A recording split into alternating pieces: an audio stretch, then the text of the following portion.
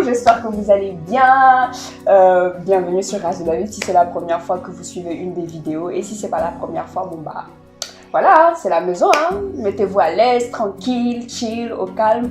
Donc aujourd'hui, on est là pour une nouvelle vidéo et cette fois, ce sera avec Mademoiselle Lou Agathe. Je suis trop contente. C'est un honneur pour moi, une inspiration également pour moi et je bénis le Seigneur vraiment pour ces temps que nous allons passer. Du coup, elle est là pour nous parler d'elle. On va entrer dans son univers. Elle va nous partager ses motivations, ses actions, qui elle est et ce qui lui tient à cœur aujourd'hui et ses projets également pour notre génération, pour notre société tout simplement.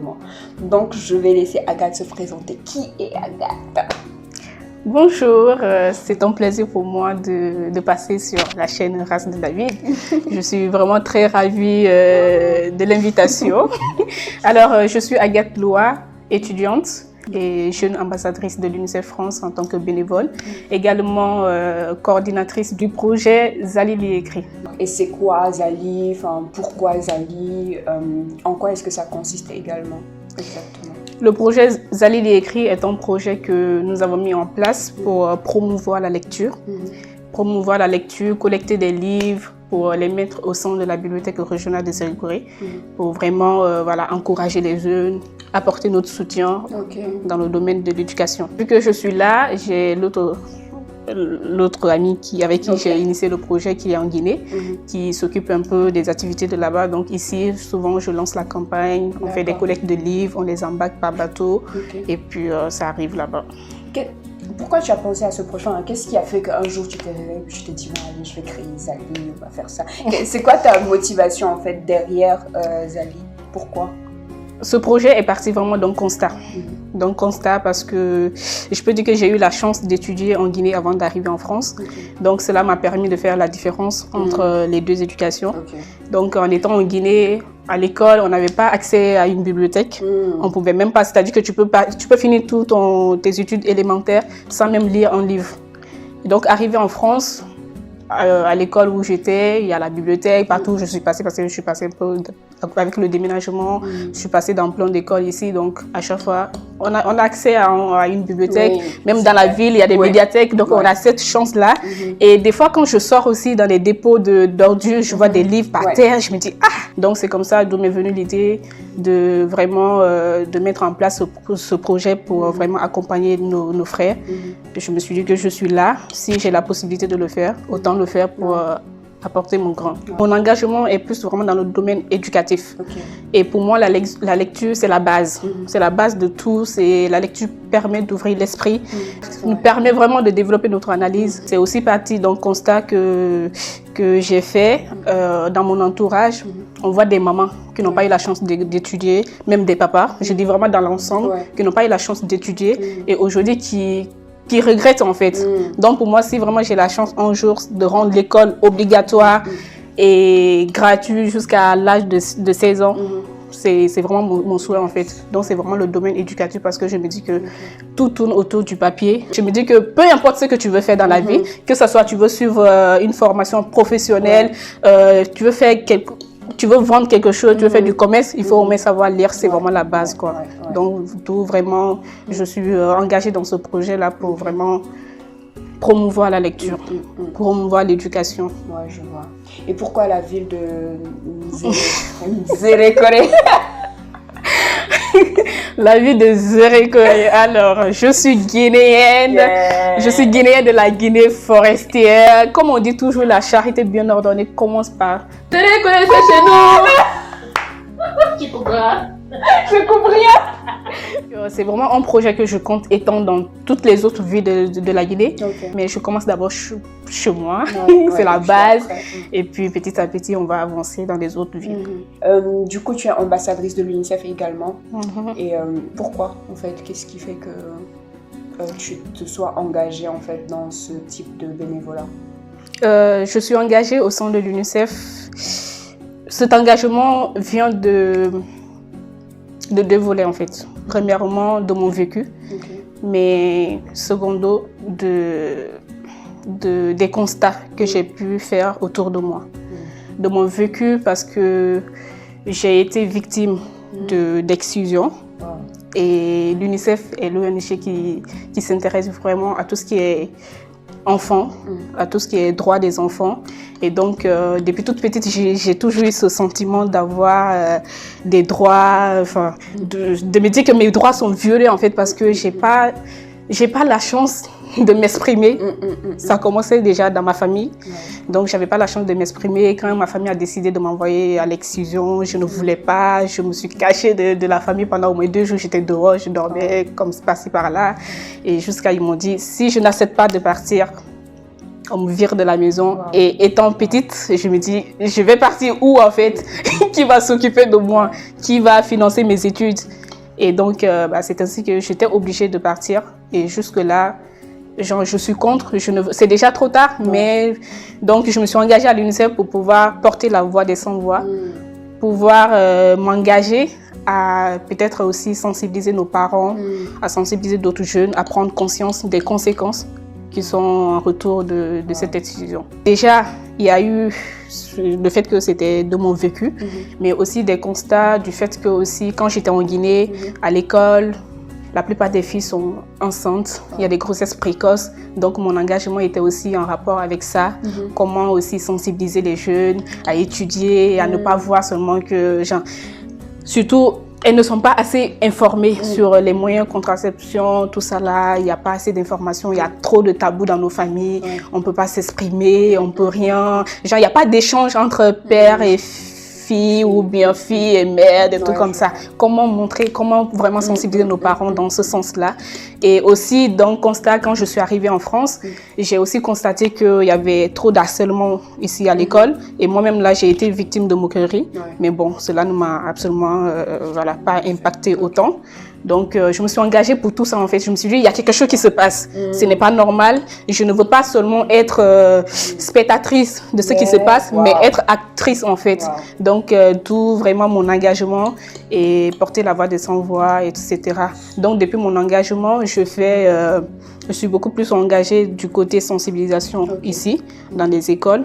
Je l'ai commencé il y a 2 ans au sein de mon ancien lycée. D'accord. Où un jour comme ça, je suis allée voir...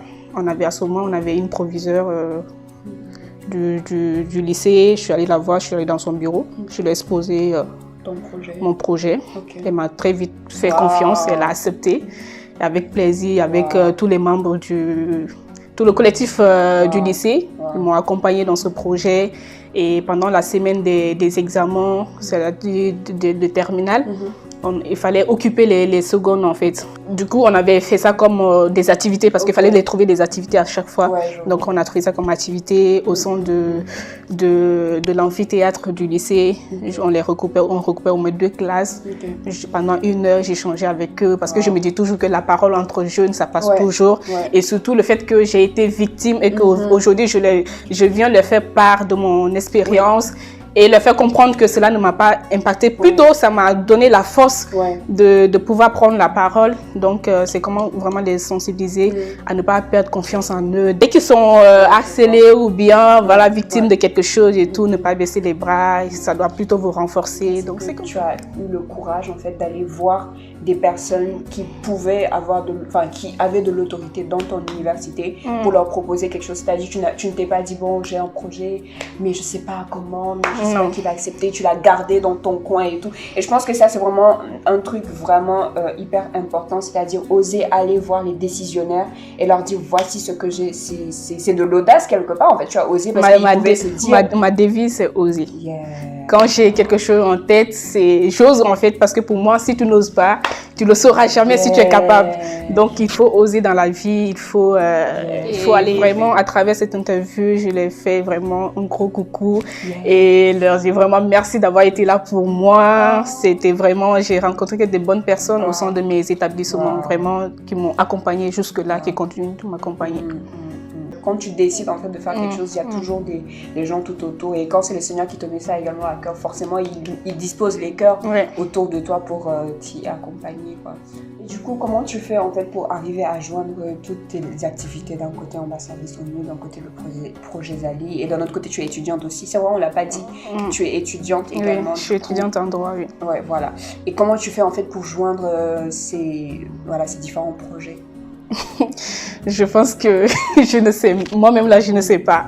Et je me dis que c'est le fait vraiment que je le fais par amour. Je me suis dit que si je suis là dans ce monde, c'est que Dieu m'a envoyé pour une mission. Et petit à petit, je suis en train de découvrir cette mission. Je dois l'accomplir. Et Dieu me donne toujours la force de le commencer et d'avancer dedans. Donc, c'est une mission que j'ai. Ouais, je vois. Chacun de voilà, et je l'assume, et donc je le fais tellement par amour que je ne sens pas le poids de est-ce que je mélange mes études avec le bénévolat. J'ai également un job étudiant à côté. Donc des fois mes amis me demandent mais comment tu fais tu es tout le temps occupé, tu es tout le temps, mais je le fais tellement par amour que j'arrive à me planifier, j'arrive à m'organiser pour faire tout ça. En fait, tu te donnes les moyens pour y arriver. Voilà. Et mon Dieu me fait toujours la grâce de me donner la force, la santé pour avancer là-dedans. Il y a aussi un point que dernièrement, quand j'étais à Dakar, je suis allée à l'église, il y a le pasteur qui prêchait sur quelque chose là qui m'a beaucoup marqué, c'est le fait que quand tu as une idée dans la tête, prie et prends soin de cette idée-là. Parce que, par exemple, quand on dit souvent « Ah, je prie que Dieu me donne ça, Dieu me fasse ça et tout », c'est pas Dieu qui va venir te donner de l'argent comme ça. Ou bien, c'est pas Dieu qui va... Mais Dieu le fait. Ce que tu demandes à Dieu, Dieu le fait. Dieu te le rend à travers une idée qu'il met dans ta tête. Maintenant, toi, comment tu prends soin de cette idée-là? J'ai cette réflexion-là en tête à chaque fois. Je me dis que si quelque chose je persiste dans ma tête, ça veut dire que c'est Dieu a mis ça dans ma tête et je dois prendre soin de cette idée. Je dois, si c'est une mission, si c'est quelque chose qu'on me demande, je dois le faire, je dois l'accomplir. Et donc, c'est comme ça aussi. Tout ça, ça me donne la force en fait. Parce que par exemple, cette idée de bibliothèque, je l'ai eue il y a au moins 3 ans. J'étais encore au lycée. Je suis allée voir ma documentaliste. Je lui ai fait part de cette idée de projet de bibliothèque et tout. Elle m'a félicité, elle m'a dit c'est déjà le fait d'avoir pensé à ça, bravo en fait, tu vois. Et du coup, elle m'a encouragée. À un temps, on devait trier des livres de la bibliothèque en fin d'année, elle me les a donnés et tout. Mais j'ai été bloquée parce que je ne savais pas comment les envoyer. J'avais personne là-bas pour s'occuper de ça. Et après, un jour, comme ça, mon ami maintenant avec qui, moi, je te fais un coucou, avec qui maintenant j'ai initié le projet, c'est un jeune écrivain de la Guinée. Donc, il est venu me parler aussi d'un projet comme ça. Je dis, depuis là, il n'y a pas de coïncidence. J'ai dit, je suis là, tu es là-bas, c'est bon, on avance, c'est bon. Finalement, je reprends le projet. Donc, c'est ainsi que je me suis encore réengagée. Sinon, j'aurais dû peut-être abandonner depuis parce que j'avais du mal à le faire.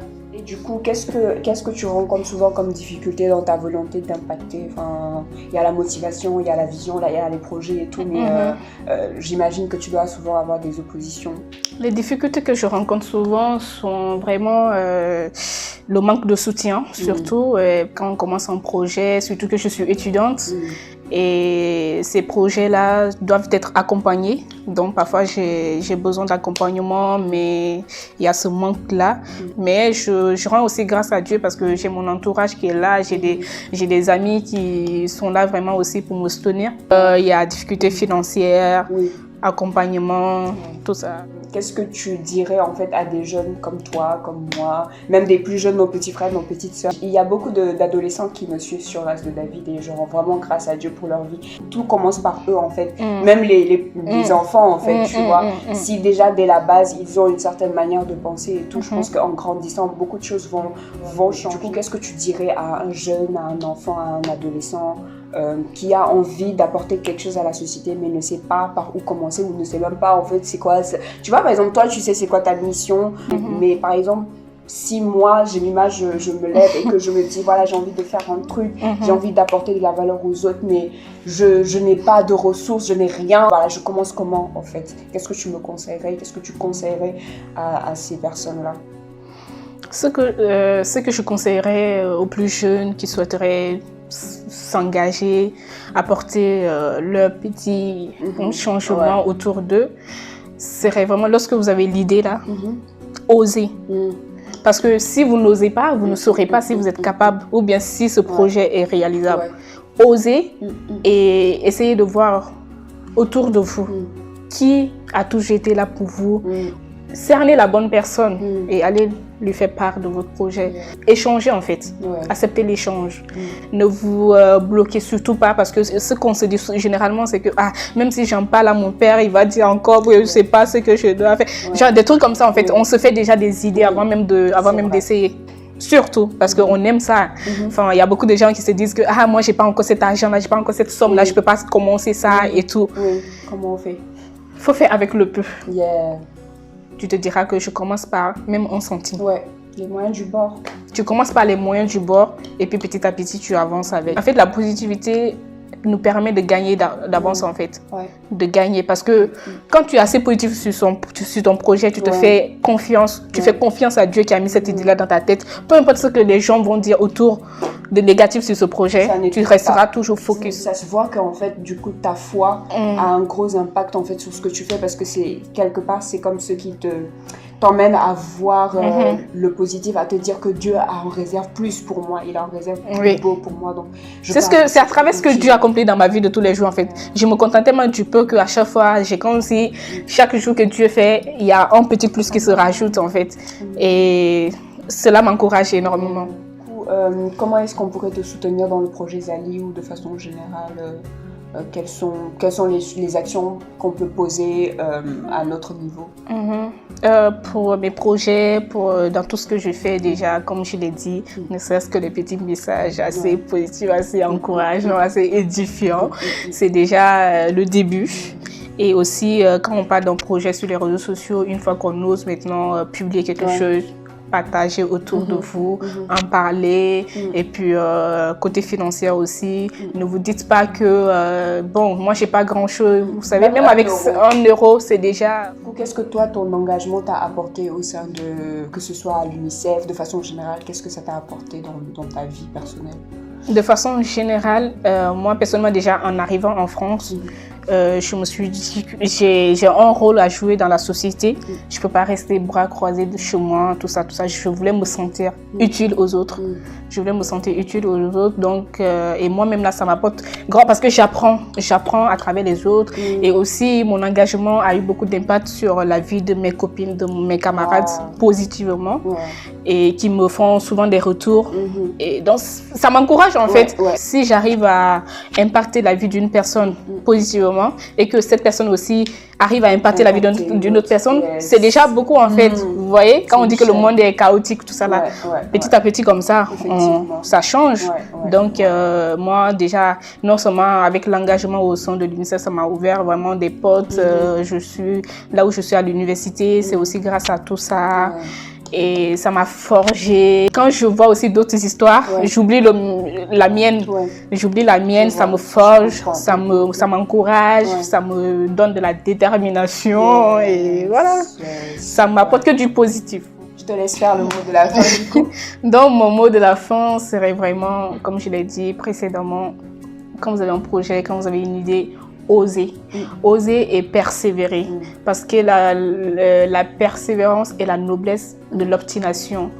Donc persévérer, vous ne savez pas à quel moment, peut-être le jour où vous voulez vous décourager, là c'est le jour où Dieu va faire quelque chose. Donc persévérez les gars. Persévérez et mettez toujours vos projets dans la prière. Amen. Que Dieu vous bénisse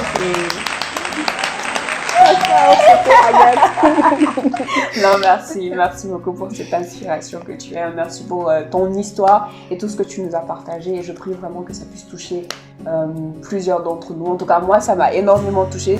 Donc vraiment, je rends grâce à Dieu. Et je vous souhaite une bonne journée, soirée, qu'importe l'heure à laquelle vous allez nous suivre du coup. Et à la prochaine. Ciao, ciao.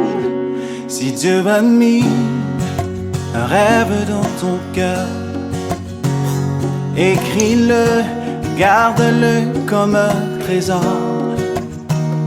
Quoi qu'on dise, protège la vision avec passion.